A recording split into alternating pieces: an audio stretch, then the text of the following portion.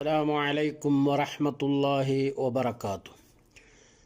الحمد لله رب العالمين والعاقبة للمتقين ولا عدوان إلا على الظالمين والصلاة والسلام على أشرف الأنبياء والمرسلين وعلى آله وأصحابه أجمعين أما بعد. സഹോദരന്മാരെ, പരിശുദ്ധ റമളാൻ അതിൻ്റെ അവസാനത്തെ 10 പ്രവേശിക്കാൻ പോവുകയാണ്. കഴിഞ്ഞുപോയ ദിവസങ്ങളേക്കാൾ കൂടുതൽ പുണ്യമുള്ള ദിവസങ്ങളാണ് നമ്മുടെ മുമ്പിൽ വരാനിരിക്കുന്നത്. അതുകൊണ്ട് തന്നെ കഴിഞ്ഞ 2 പത്തുകളിൽ നാം എത്രത്തോളം നന്മകൾ വാരിക്കൂട്ടുവാൻ വേണ്ടി കഠിനാധ്വാനം ചെയ്തോ അതിൻ്റെ 10 മടങ്ങ് ശക്തിയോടുകൂടി ഇബാദത്തുകളിലും ദിക്റുകളിലും ഖുർആൻ പാരായണങ്ങളിലും നമസ്കാരങ്ങളിലും ഐച്ഛികമായ കർമ്മങ്ങളിലും ദാനധർമ്മങ്ങളിലും വ്യാപൃതരാവേണ്ട വളരെ സുപ്രധാനമായ ദിവസങ്ങളാണ് ഇനി വരാനിരിക്കുന്നത്. ഒരിക്കലും നാം തുടക്കത്തിൽ ഓടിത്തളർന്ന് വിജയത്തിൻ്റെ ലാപ്പിലെത്തുമ്പോൾ പരാജയപ്പെടുന്നവരുടെ കൂട്ടത്തിൽ പെടരുത്. മറിച്ച് കഴിഞ്ഞ ദിവസങ്ങളിൽ എത്രത്തോളം നാം കഠിനാധ്വാനം ചെയ്തോ അതിൻ്റെ ഒരു 10 ഇരട്ടി ശക്തിയായി ഈ അവസാന നിമിഷങ്ങളിൽ, അവസാന രാവുകളിൽ അല്ലെങ്കിൽ അവസാന ദിവസങ്ങളിൽ ഫിനിഷിംഗ് പോയിന്റിലേക്ക് അടുത്തുകൊണ്ടിരിക്കുന്ന ഈ അവസാന ദിവസങ്ങളിൽ നാം വളരെ ശ്രദ്ധയോടുകൂടി, പൂർവോപരി ശക്തിയോടുകൂടി, ഊർജ്ജസ്വലതയോടുകൂടി ഇബാദത്തുകളിലും മറ്റു കർമ്മങ്ങളിലും വ്യാപൃതരായി മുന്നേറേണ്ടതുണ്ട്. ആരംഭശൂരത കാണിക്കുന്ന ആളുകളെപ്പോലെ നാം ഒരിക്കലും ആയിത്തീരരുത്. തുടക്കത്തിൽ വലിയ താല്പര്യം കാണിക്കുകയും അതിൻ്റെ പ്രധാന നേട്ടങ്ങളും വിജയത്തിൻ്റെയും വക്കത്തെത്തുമ്പോൾ പരാജയപ്പെട്ടു പോവുകയും ചെയ്യുന്ന ഒരു വിഭാഗം ആളുകളുടെ കൂട്ടത്തിൽ നമ്മൾ ഒരിക്കലും ഉൾപ്പെടരുത്. അതുകൊണ്ട് അടിവരയിട്ടുകൊണ്ട് പറയുന്നു, അവസാന ലാപ്പിലാണ് ഇന്ന് നമ്മൾ ഇനി വരാനിരിക്കുന്ന ദിവസങ്ങളിലുള്ളത്. ഈ ദിവസങ്ങൾ നാം കൈവിട്ടുപോയി കഴിഞ്ഞാൽ നമ്മൾ അവസാന സമയത്ത് പരാജയപ്പെടുന്ന ഒരു അവസ്ഥയിലേക്ക് അധപ്പതിക്കും. മഹാനായ അഷ്റഫുൽ ഖൽഖ് മുഹമ്മദ് മുസ്തഫ സല്ലല്ലാഹു അലൈഹി വസല്ലമയുടെ ജീവിതം പരിശോധിച്ചു കഴിഞ്ഞാൽ നബി സല്ലല്ലാഹു അലൈഹി വസല്ലമയുടെ ആ ഒരു അവസാനത്തെ 10 നൽകുന്ന പരിഗണനയെക്കുറിച്ച് മഹദിയായ നമ്മുടെ ഉമ്മ ആയിഷ റളിയല്ലാഹു അൻഹ പറയുകയാണ്. എന്താണ് നമ്മുടെ ഉമ്മ ആയിഷ റളിയല്ലാഹു അൻഹ പറയുന്നത്? أن النبي صلى الله عليه وسلم كان يجتهد في العشر الأواخر ما لا يجتهد في غيره. പ്രവാചകൻ സല്ലല്ലാഹു അലൈഹി വസല്ലമ അവസാനത്തെ 10 കഠിനാധ്വാനം ചെയ്യാറുണ്ട്, മറ്റു ദിവസങ്ങളിൽ ചെയ്യാത്ത അത്ര. എന്നുവെച്ചാൽ മറ്റു ദിവസങ്ങളിൽ ചെയ്യുന്നതിനേക്കാൾ എത്രയോ ഇരട്ടി പ്രവാചകൻ സല്ലല്ലാഹു അലൈഹി വസല്ലമ കഠിനാധ്വാനം ചെയ്യുന്ന ദിവസങ്ങളാണ് അവസാനത്തെ 10 ദിവസം. അതുതന്നെ നമ്മുടെ ഉമ്മ ഒന്നുകൂടി വ്യക്തമായ നിലക്ക് ഈ കാര്യം നമുക്ക് പഠിപ്പിച്ചു തരുന്നത് ഇപ്രകാരമാണ്.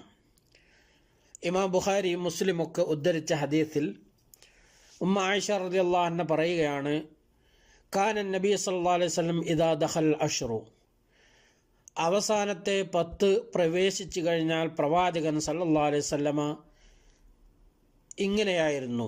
ഒന്ന്, ഷദ്ദ മിഅ്സറഹു, നബി സല്ലല്ലാഹു അലൈഹി വസല്ലമ അവിടുത്തെ അരക്കെട്ട് മുറുക്കിക്കെട്ടും.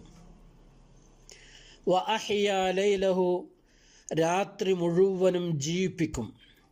വ ഐഖദ അഹ്ലഹു, കുടുംബത്തിനെ ഉണർത്തി ഉറക്കത്തിൽ നിന്ന് ഉണർത്തുകയും ചെയ്യും.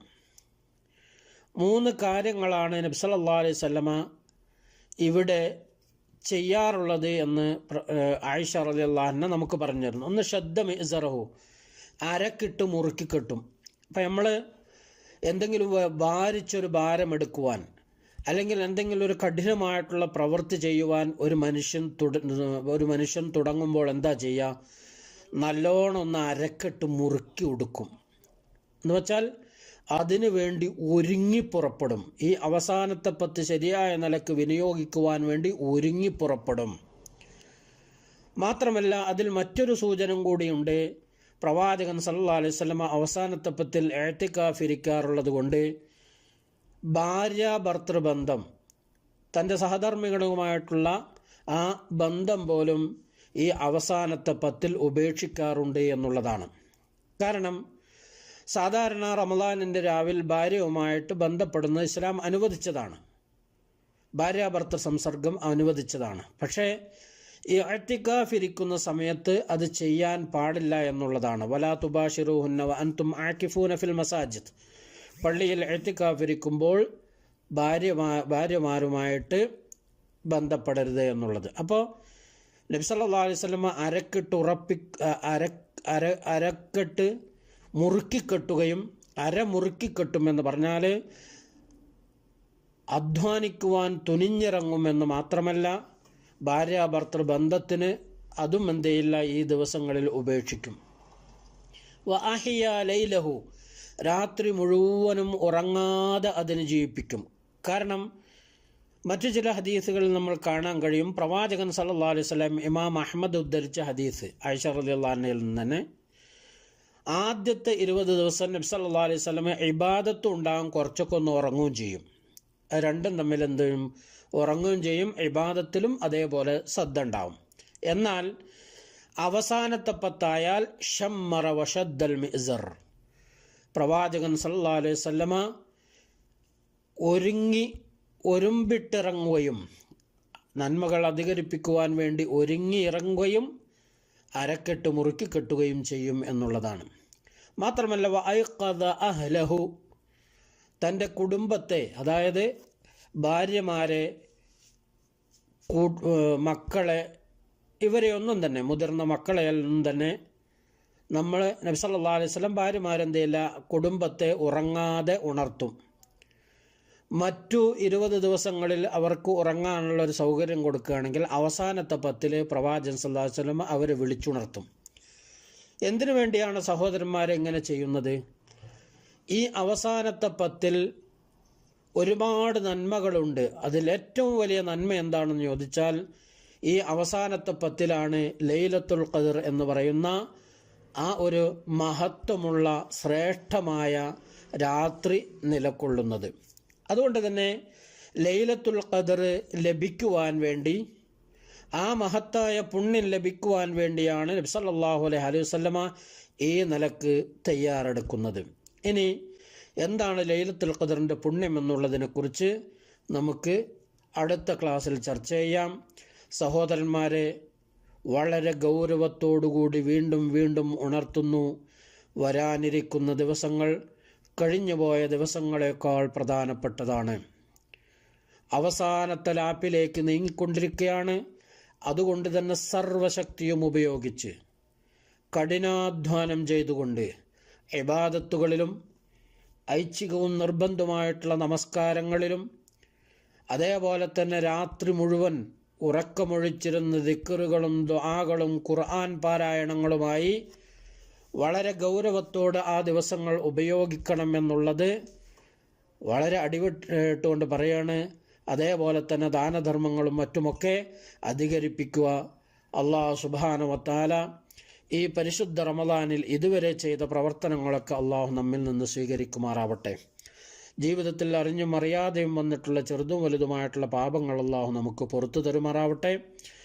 റഹ്മാനായ റബ്ബ് ലൈലത്തുൽ ഖദ്ർ ലഭിക്കുന്ന മഹാഭാഗ്യവാന്മാരിൽ എന്നെയും നിങ്ങളെയും ഉൾപ്പെടുത്തട്ടെ. വആഖിറു ദഅവാനാ അൽഹംദുലില്ലാഹി റബ്ബിൽ ആലമീൻ. അസ്സലാമു അലൈക്കും വറഹ്മത്തുള്ളാഹി വബറകാതുഹു.